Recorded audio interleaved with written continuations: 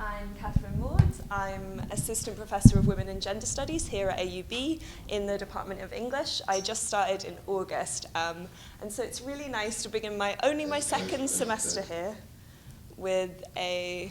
Great, thank you. To begin only my second semester here with such an exciting conference about feminism. So what we're going to do in this panel is I'm going to introduce the speakers one by one. We're going to have all the papers in a row, and then we'll have questions at the end. Just a reminder that Jennifer is happy to have this panel filmed, but the other speakers would like no photographs or filming during their papers, so if everyone could just make sure to do that, and if we could make sure not to live tweet this session either, that would be great. Feel free to tweet the titles, but don't tweet the contents of any of the papers, just so we can keep our discussion today in this room. Okay, so it's my pleasure to introduce my colleague Jennifer Nish. Jennifer Nish is Assistant Professor of Rhetoric and Composition in the English department here at the American University of Beirut. Her research focuses on transnational feminism, activism, and digital rhetoric. Her work has been published or is forthcoming in PATHO, Journal of the Coalition of Feminist Scholars in the History of Rhetoric and Composition, Genre and the Performance of Publics. I wasn't expecting that title to be so long when I started. And Feminist and Queer Theories, a Transnational Reader. She's currently working on a book manuscript, which I'm very much looking forward to, about feminist activist rhetoric, titled Activist Assemblages, Transnational Feminisms, Rhetorical Genres, and Social Media. So, Jennifer, I'm going to sit in the front row so I can see the PowerPoint. Okay. Thank you for the introduction. Hi, everyone. So as the title indicates, actually, I don't know if you read the title. So my title is, no, it's fine. I'm just correcting myself as I talk. So the title of my talk today is Rhetorical Genres and the Limits of Feminist Activism. Can a selfie be a feminist act? And so what I'm trying to do in the presentation is think through kind of theoretically what are some of the boundaries that we draw around feminism and activism, and what are some of the ways that we talk about digital communication in relation to feminism and activism, using the selfie as an example. And one of the reasons that I think this conversation about selfies is important is because of the way that selfies are often represented in popular discourse, which, as you might expect, often involves mocking those who create and take selfies as vain, superficial, narcissistic, etc. For example, blogger Erin Ryan argues that selfies aren't empowering. They're a high-tech reflection of the effed up way society teaches women that their most important quality is their physical attractiveness. In an article for The Telegraph, writer Harry Wallop suggests that perhaps we should be worried not about teenage girls, but about grown men, including world leaders, who love nothing more than a selfie.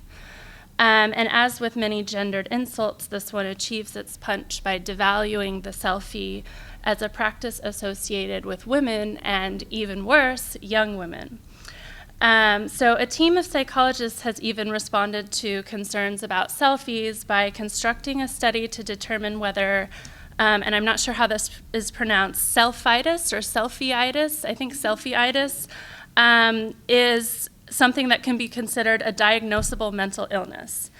So the language about selfies, like a lot of discourse about new uses of technology, often verges on moral panic.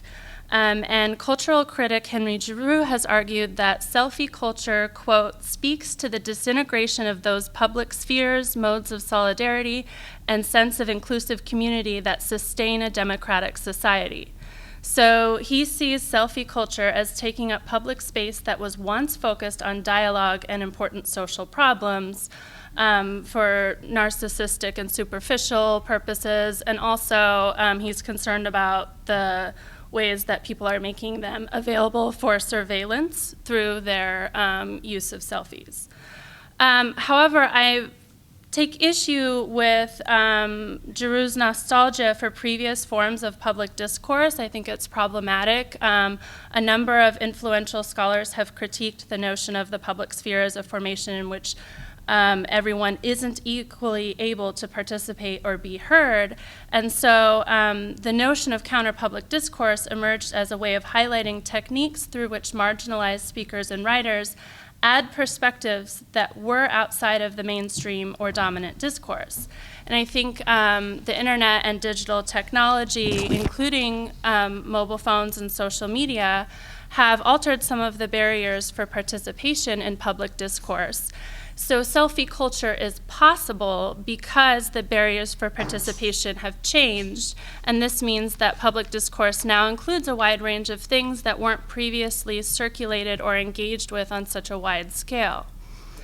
So I'm looking at the selfie in conversation with rhetorical genre theory, and for those of you who aren't familiar with rhetorical genre theory, it looks at how communication practices develop into recognizable types and what those communication genres do for the people who use them. So rhetorical genre theorists emphasize that communicative genres aren't merely texts that share formal features, but they are texts that have developed similar patterns through through the repetition of similar rhetorical situations over time.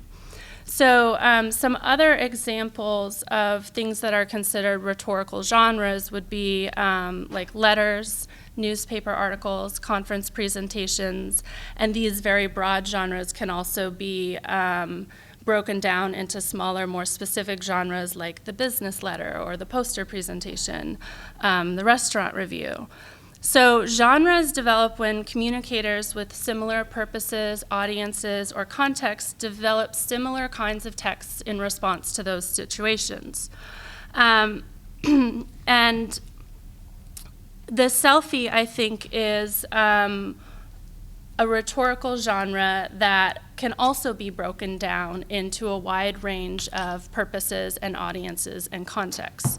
So some of those purposes might be focused on appearance, but other purposes are definitely political in nature. Before getting to those, I want to situate the selfie briefly within the history of self-portraiture, because I think this is an important move to make in kind of legitimizing the selfie as a genre. So self-portraiture has a rich history in fine art. So this is Van Gogh and Frida Kahlo. Even within early photography practices, this is a daguerreotype of Robert Cornelius taken in 1839, I think. Through these examples, we can see that like selfies are not necessarily quite so feminized, nor is this such a recent practice. I have kind of a wide range of old-time kind of examples of ways that people took self-portraits. And another example that, unlike the previous ones, is more vernacular, like the selfie, is the old photo booth machines. Photomatic, maybe, is what they were called. And so these show that the selfie is not actually something that started with mobile phones and digital technology, but it has a rich history that we should draw on. Cindy Sherman is an example of an artist who has sort of built her fame through photographic self-portraiture. As an interesting side note, she is now creating and sharing work on Instagram, but she has carefully distinguished that from her real work. And she apparently doesn't like being associated with selfies, so like multiple people have connected selfies with her work, but in interviews about this, she mocks selfies a little bit. But I don't think this is surprising given the way that people think and talk about selfies, and I'll discuss that a little bit more in a moment.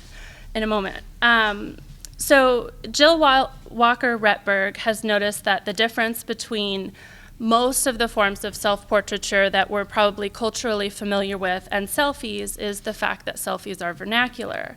I think this is also one of the things that makes them important and why we shouldn't be dismissing the genre as frivolous. So as many people in this audience probably know, there's a history of marginalizing and devaluing forms of creative expression by marginalized people. So women's creative practices being labeled as craft rather than art are one example. The history of devaluating and appropriating African American forms of creative expression is another good example. So with that in mind, I want to then kind of get to the selfie in specific. And when someone talks about the selfie, I think the classic example or the image that many of us have in mind is somebody with a cell phone kind of doing this, maybe making duck face or something. And that is what a lot of selfies look like. But there's actually quite a bit of variation when you search for like the hashtag selfie or look at things that people have labeled selfies. There's a wide range of practices involved. And one of the things that rhetorical genre theorists do, like descriptive linguists, they focus on the ways that people define the genre and use the genre rather than having a top-down classification. So when I'm thinking about what a selfie is and how a selfie is used, I'm thinking about it from the perspective of what people label selfies. So the typical selfie is something that is very much devalued, and it is also very gendered. So a well-known study by Lev Manovich examined selfies in a range of cities, New York, Sao Paulo, Moscow, Berlin, and Bangkok. And significantly more of the selfies in their random sample were taken by women and men, which does lend weight to the idea that discourse about selfies is a feminist issue. Anne Burns has critiqued discourse about selfies, which she sees as enacting a subtle yet significant form of social control and a means for maintaining engendered power relations by devaluing selfies and identifying them as feminine. Popular discourse serves to direct disdain at young women openly and largely without challenge. So it's a socially acceptable way of not liking women or what women do. With this kind of in mind about selfies as a gendered practice, but one which is maybe oversimplified, I want to turn a little bit to thinking about how selfies might be social or political. Okay, so, and here, just as an example, I did a quick search yesterday for selfie hashtag on Instagram, and as you can see, this really contrasts quite a bit with the Google image search for selfie, which I think was a bit more of our stereotypical idea of what a selfie is. So you can see like a family, two people together with a giant fish, but I mean, this is not quite the stereotypical image. So in contrast to this stereotyped discourse, I see a lot of social and political uses of the selfie happening. And I think the contrast between popular representations of the selfie as a sign of narcissism and these socially motivated self-representations speaks to the difficulty we're having reconciling some categories that used to seem clearer and simpler. Individual and social, private and public, these used to seem more straightforward, but digital communication has complicated our understanding of these categories. And this is increasingly important as conversations about activism, feminism, and power struggle to respond to neoliberalism and discourses about individual freedom, personal responsibility, and things that have been used to prop up oppressive ideologies and practices. So one way is that we can understand, I think, selfies as a social or political act is through processes of identification and disidentification. So identification has been used in rhetorical theory and psychoanalytic theory to think about the ways that people develop their sense of self through relating their self to another like single person or groups of people. And cultural theorist Jose Munoz published a really excellent book on the process of disidentification, which he positions as a strategic form of cultural and textual production that involves subjects negotiating with dominant cultural messages in order to resist the oppressive logics that undergird power systems that exclude or oppress them. So he positions disidentification as a survival strategy that works within and outside the dominant public sphere simultaneously and allows people to construct identities in difference. And he also talks about this as contributing to the function of a counter-public sphere. So with this in mind, I want to talk about some examples of how I think selfies can be used in ways that fit Munoz's idea of disidentification. And just to note, he is talking specifically about queers of color. What I have tried to do is think about, kind of intersecting identities in my search for selfies that can be used for disidentification, but I haven't fully expanded on kind of the differences between the populations I'm looking at and his. So there are a variety of hashtags that have emerged on social media that are used to link selfies together and develop communities that are built around rejecting specific cultural logics. A really prominent example of this are body positive and fat acceptance activists who use selfies to increase the visibility of body sizes and types that aren't represented or are usually represented negatively in dominant cultural forms. Social media, so here are some examples. And this is Virgie Tovar. She's a really prominent body positive and fat acceptance activist. Some other examples are hashtags that focus on racial identity. This one has like natural hair. There's also like the hashtag Black is beautiful, melanin, Black girl magic. I don't have examples from all of these. There are a lot of people using Instagram to highlight kind of a range of forms of gender expression and identity, or even sexual orientation.